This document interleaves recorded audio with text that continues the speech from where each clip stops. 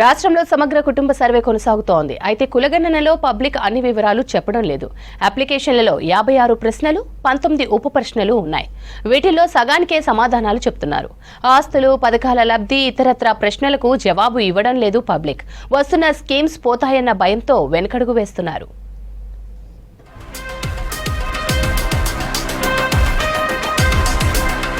రాష్ట్ర ప్రభుత్వం చేపట్టిన సమగ్ర కులగణన సర్వేలో పబ్లిక్ సగం సమాచారమే చెప్తున్నారు. అప్లికేషన్లో ఉన్న ప్రశ్నలన్నింటికీ ఎవరూ పూర్తి వివరాలు ఇవ్వడం లేదు. సర్వే దరఖాస్తులో మొత్తం 56 ప్రశ్నలు, 19 ఉప ప్రశ్నలున్నాయి. ఇందులో కేవలం 20 నుంచి 25 ప్రశ్నలకే పూర్తి స్థాయిలో జనం సమాచారం ఇస్తున్నారు. ఇందులో కులం, కుటుంబ సభ్యుల వివరాలు, చదువు వివరాలు, అప్పులు తప్ప ఇతరత్ర వివరాలు చెప్పడం లేదు. ఆస్తుల వివరాలు అడిగితే అప్పులే తప్ప ఆస్తులు లేవని అంటున్నారు. పథకాల లబ్ధి విషయాలు కూడా లబ్ధిదారులు వెల్లడించడం లేదు. లబ్ధి పొందినవి చెప్తే భవిష్యత్తులో ఇస్తారో ఇవ్వరో అనే భయం, రేషన్ కార్డులు, ఆరోగ్యశ్రీ వంటివి కూడా పోతాయేమోనన్న అనుమానంతో వెనుకడుగు వేస్తున్నట్లు తెలుస్తోంది.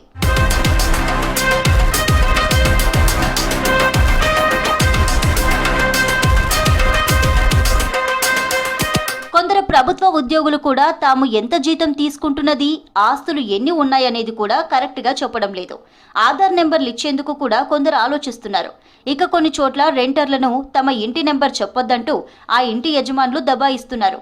ఈ విషయంలో ఎన్యూమరేటర్లు కూడా అవగాహన కల్పించడం లేదు. కొన్ని ఏరియాల్లో ఎన్యూమరేటర్లు అసిస్టెంట్లను పెట్టుకుని సర్వే ఫారాలు నింపుతున్నారు. అయితే గ్రామాల్లో తెలిసిన వ్యక్తులను ఎన్యూమరేటర్లు తమతో తీసుకువెళ్లడంతో కొంతవరకైనా పూర్తి సమాచారం అందుతుంది.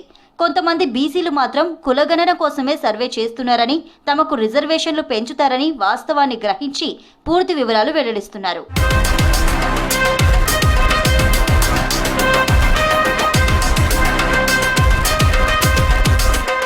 ఈ నెల 6 నుంచి రాష్ట్ర ప్రభుత్వం ఇంటింటి సర్వేను ప్రారంభించింది. మొదట ఇండ్లకు స్టిక్కర్లు అంటించగా 9వ తేదీ నుంచి వివరాల నమోదు మొదలైంది. ఇప్పటి వరకు 58.3% ఇండ్ల సర్వే పూర్తయినట్లు ప్రభుత్వం వెల్లడించింది. మొదటి 2 రోజులు ఎన్యూమరేటర్లు తీవ్ర ఇబ్బందులు పడ్డారు. హైదరాబాద్తో పాటు రాష్ట్రంలోని వివిధ పట్టణ ప్రాంతాల్లోనూ సర్వేలో ఎన్యూమరేటర్లకు సమాచారం ఇవ్వకపోగా ఎందుకు ఇవ్వాలంటూ కొందరు బెదిరింపులకు పాల్పడ్డారు. ఇంకొందరు అవసరం లేదంటూ తెగేసి చెప్పారు. ఇదే టైంలో ఎన్యూమరేటర్లకు కూడా సర్వే పైన పూర్తి అవగాహన లేకపోవడంతో సమస్యలొచ్చాయి.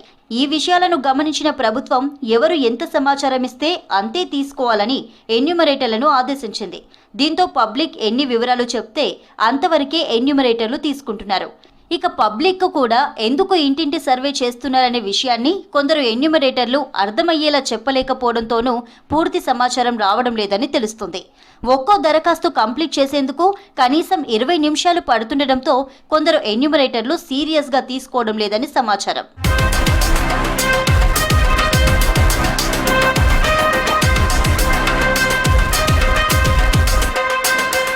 సర్వేలో ప్రధానంగా జనం తమ ఆస్తులు చెప్పేందుకు నిరాకరిస్తున్నారు. ఈ సర్వేలో 19వ ప్రశ్న నుంచే ఎన్యూమరేటర్లకు అసలు సమస్య మొదలవుతోంది. ఈ ప్రశ్న కింద ఏం పని చేస్తున్నారో అడుగుతున్నారు. కొందరు చేసే పనిని చెప్తుండగా మరికొందరు చేసే పని కాకుండా వేరే పనిని చెప్తున్నట్లు తేలింది. ఆ తర్వాత ప్రశ్నల్లో వ్యాపారం ఏం చేస్తున్నారు అని అడిగితే ఏ బిజినెస్ లేదని జనం అంటున్నారు. వార్షిక ఆదాయం, ఐటీ చెల్లింపులు, కుల వృత్తి, బ్యాంకు ఖాతా నెంబర్ల ప్రశ్నలున్నాయి. వాటికి జనం సరిగ్గా సమాచారం ఇవ్వడం లేదు. వాస్తవానికి ధరణిలో ప్రభుత్వం దగ్గర ఎవరెవరి పేరు మీద ఎంత భూములున్నాయనే వివరాలున్నాయి.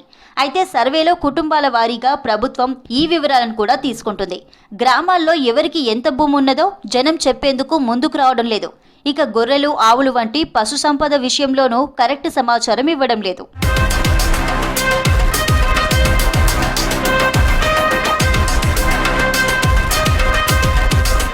ఇక మరో ప్రధానమైన ప్రశ్న రిజర్వేషన్ నుంచి ఉద్యోగ ప్రయోజనాలు ఏమైనా పొందారా అని ఉండగా అది కూడా చాలా మంది చెప్పడం లేదు. గత 5 ఏళ్లలో ప్రభుత్వం నుంచి పథకాలు ఏమైనా లబ్ధి పొందారా అంటే 70% మంది లేదనే సమాధానం ఇస్తున్నారు. కేవలం ఆసరా పెన్షన్లు వస్తున్న వాళ్లే ఆ విషయాన్ని వెల్లడిస్తున్నారు.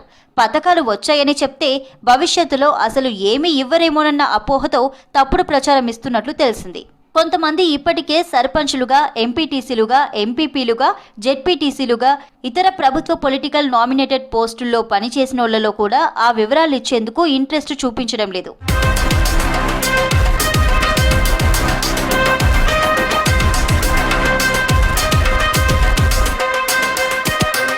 హైదరాబాద్ జిల్లాలోని కొన్ని ఏరియాల్లో ఇండ్లు కిరాయికిచ్చిన ఓనర్లు అందులో ఉంటున్న ఫ్యామిలీ వివరాలు నమోదు చేయడానికి ఒప్పుకోవడం లేదు. తమ ఇంటి నెంబర్పై అద్దెకుంటున్న కుటుంబీకుల పేర్లు ఎంటర్ అయితే ఓనర్షిప్ మారుతుందని వారు అనుమానిస్తున్నారు.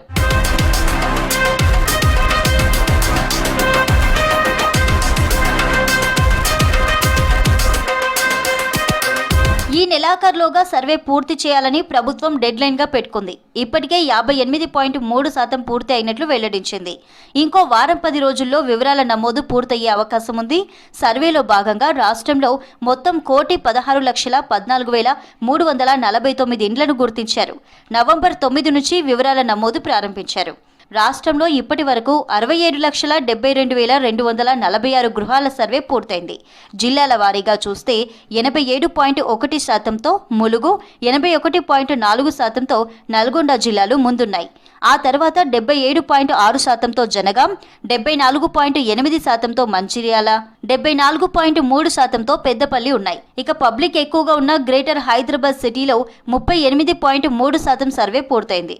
ఇప్పటికే సేకరించిన సమాచారాన్ని ఆన్లైన్లో ప్రత్యేక సాఫ్ట్వేర్లో ఎంట్రీ చేస్తున్నారు.